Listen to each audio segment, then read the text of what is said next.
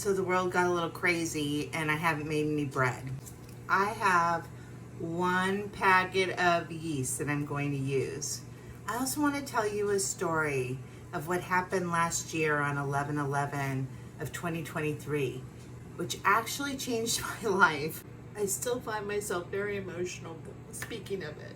So I'm going to try to share without getting too emotional because it is very close to my heart. On 11/11 last year, my husband got in a horrible accident and he's on blood thinner, so if he bleeds, he could bleed out. He was riding his bike, he was wearing a helmet, his foot hit something on the ground when he was turning and he went over the handlebars, busted his nose in a lot of places. Our relationship was a little shaky.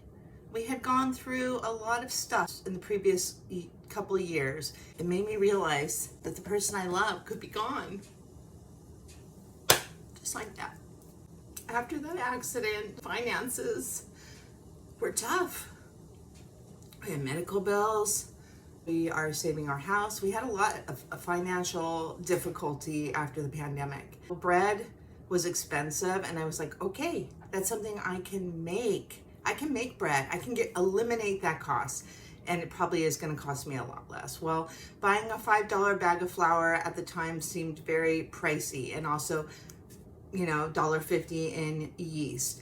That's probably like at least like 3 loaves of bread, which is probably like $2 each instead of $4 a loaf of bread. Bought some salt, not the good salt, bought the crappy salt, bought a cheap bag of flour for $2.50 and some yeast, and I made my first loaf of bread for Thanksgiving.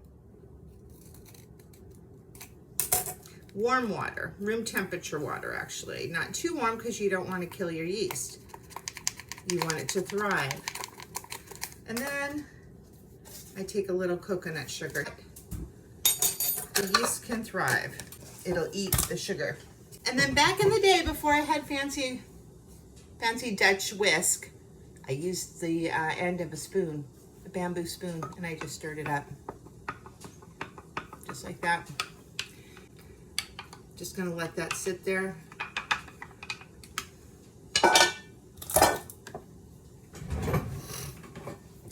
I have 2 kids living in my house now.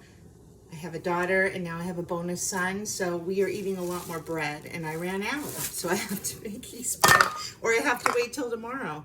So I'm taking my cup, leveling it up, and I'm gonna do 3 of these guys right in my vintage Pyrex bowl.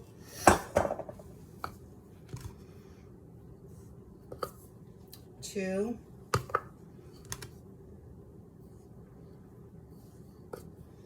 3. Move that to the side. I literally just woke up, got out of bed, and made some bread before the kids get home from work. I have my ½ teaspoon. So I'm going to do a 1.5 tablespoons of sea salt.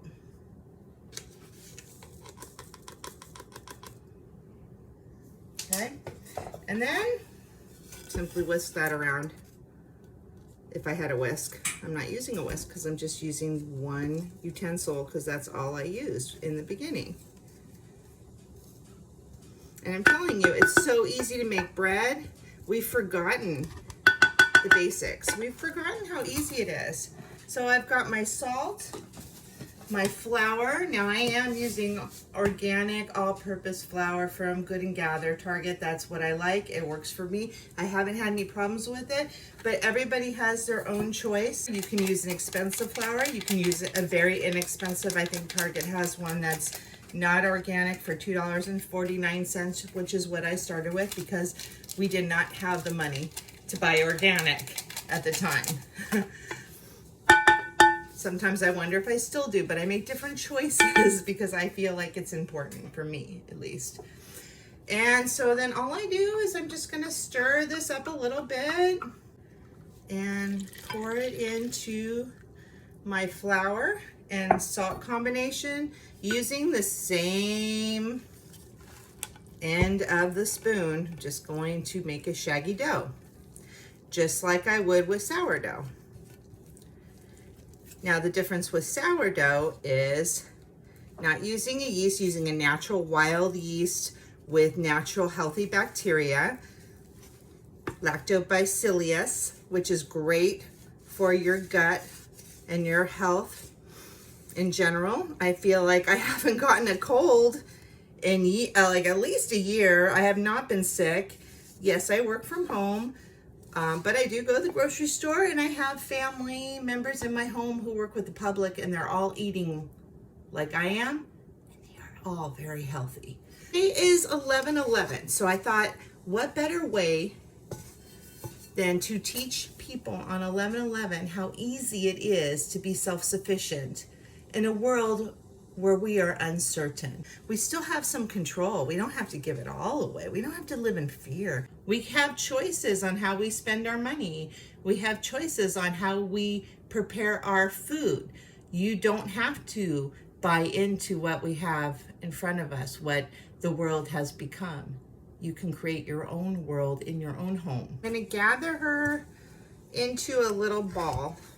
We don't have to knead, we don't have to stretch and fold this dough because it has yeast. It's gonna automatically rise. I don't have to do anything other than I just kind of gather it together in a little round mound. And then I am gonna cover it with my shower cap just to keep the air sealed in the warmth so that it rises. So my bread is gonna hang out here for about 3 hours. I've set the timer, and we're gonna come and visit it then and see how much it's risen in that amount of time from the yeast. Very excited to have some bread tonight because we are completely out. And I'm not anti-yeast. I'm just saving some money by making sourdough, and I actually like the benefits of sourdough on my gut health and my brain health. I also like the cost effectiveness of sourdough and the self-sufficiency of not having to rely on the yeast. Well, I just poured that onto my work surface, all this yeast dough. Got that on video, but it doubled in size. So I'm just going to kind of form it. I don't need to do anything fancy. I just added some just regular flour, all-purpose flour. Bubbles forming on the top over here. I am learning as I go, but I know that when I see bubbles on top, blisters or whatever you want to call them, that is a good sign that I'm going to have some rise in my bread. So what I'm going to do is just let this hang out for about a half an hour and do a little rise, and I'll be back. All right, so I'm coming back to my resting dough, and already has risen quite a bit just from resting. All right, so here we go. I'm just gonna reshape real quick. Oh, it's so nice and light and fluffy. A little stickier than what I'm used to with the sourdough. So I'm gonna add a little bit of flour, and it's just nice and bubbly. She's gorgeous. All right. And this brings me immense joy. Can you tell? Then right down the middle. A couple of hearts on the side.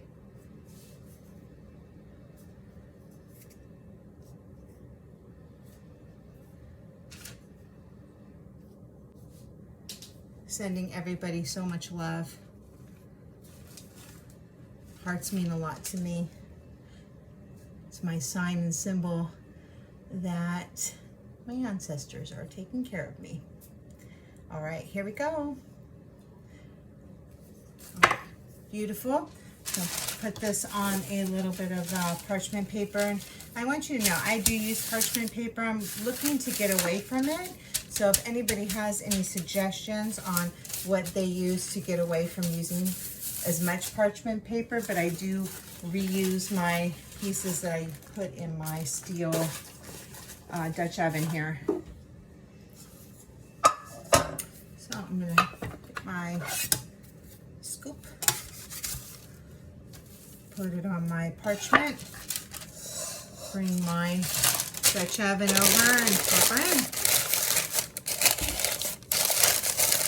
This is my yeast loaf. Very excited. I haven't yeast loaf in a year, so this is curious to see how my tummy reacts to this as opposed to my sourdough. This fresh bread is going to be better than anything that you buy in the store that's processed. I just got my lid a little wet to create a little steam so I get a little extra rise.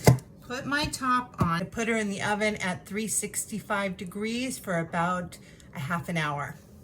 So I took the top off and I kicked the heat up to 375 so that it can brown up on top, and let it bake for another 10 minutes. Here's our beautiful yeast loaf. Oh, absolutely gorgeous. Hot, but gorgeous. I hope you enjoyed watching and learning how to make your own bread at home very simply with yeast, and my story of my husband's accident on 11/11 last year. We are actually going to walk down to the store in a little bit and revisit the place that he had that accident, and just send that area so much love, and know that we had made it another year in this crazy world we live in. To life, have a beautiful day.